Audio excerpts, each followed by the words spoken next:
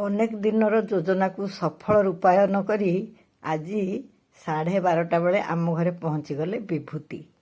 ଆମ ଜୀବନ ସରାଗ ପରିବାରର ସମସ୍ତେ ଜାଣିଥିବେ, ଯିଏକି ଇଏ ବି ଆମ ଜୀବନ ସରାଗ ପରିବାରର। ଆଉ ସିଏ ତାଙ୍କ ଚାକିରି କ୍ଷେତ୍ରରୁ ହାଇଦ୍ରାବାଦରୁ 2ଟି ଦୟଣା ଗଛ, ଗୋଟିଏ ଠାକୁରଙ୍କ ପାଇଁ ଫୁଲହାର ଆଉ କିଛି ଧୂପକାଠି ଧରି ଆମ ଘରେ ଆସି ପହଞ୍ଚିଗଲେ। ମୋର ଖୁସିର ସୀମା ରହିଲା ନାହିଁ। ଆଜି ରଜ ସଂକ୍ରାନ୍ତି, ତା ସାଙ୍ଗରେ ମୋ ଜୀବନର ଗୋଟେ ବିଶେଷ ଦିନ ହେଉଛି ଆଜି ମୋର ପରମ ଆରାଧ୍ୟ ଗୁରୁଦେବଙ୍କର ଜନ୍ମଦିନ। ସବୁବେଳେ ମୁଁ ଯାଇପାରେନି ଆଶ୍ରମକୁ, ଏ ବର୍ଷ ବି ମୁଁ ଯାଇପାରିନି, କିନ୍ତୁ ଘରେ ତ ମୁଁ ଅହରହ ତାଙ୍କୁ ଡାକେ।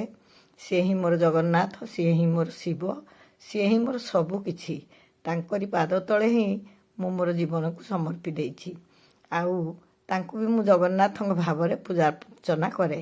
ତୁଳସୀ ତ ଗୁନ୍ଥି ପାରୁନି ଫାସମାଳରେ, ଚେଷ୍ଟା ଅବିରତ ଜାରି ରଖିଛି।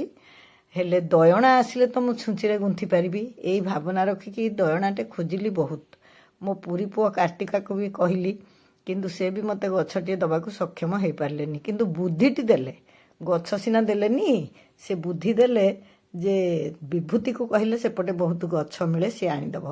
ସତକୁ ସତ ବିଭୂତି ମୋ ପାଇଁ ଗଛ ଧରିକି ଆସି ପହଞ୍ଚିଲେ। ଆଜି ପବିତ୍ର ରଜ ସଂକ୍ରାନ୍ତିରେ, ବାବାଙ୍କ ଜନ୍ମଦିନରେ ମୁଁ ତାଙ୍କୁ ଟିକେ ଦୟଣା ଅର୍ପଣ କରିପାରିକି କୃତାର୍ଥ ମନେ କରୁଛି। ଆଉ ଶ୍ରୀ ଜଗନ୍ନାଥଙ୍କୁ ପ୍ରାର୍ଥନା କରୁଛି ମୋ ବାଡ଼ିରେ ବହୁତ ଦୟଣା ହଉ, ଆଉ ମୁଁ ତାଙ୍କୁ ମାଳ ଗୁନ୍ଥିକି ଦେବି। ମୋତେ ଯିଏ ଗଛ ମାଗିଲେ ବି ମୁଁ ତାଙ୍କୁ ଦେବି, କାହିଁକିନା ମୋର ସିନା ଗଛ ପାଇବାରେ ଏତେ କଷ୍ଟ ହେଲା। କଷ୍ଟ ହଉ, ଗଛ ତ ପାଇଲି। ପୁଣି ଆଜି ଗୋଟେ ବିଶେଷ ଦିନରେ, କିନ୍ତୁ ମୋର ଯଦି ବହୁତ ଗଛ ହବ, ମୁଁ ନିଶ୍ଚିତ ଭାବରେ ସମସ୍ତଙ୍କୁ ଦେବି।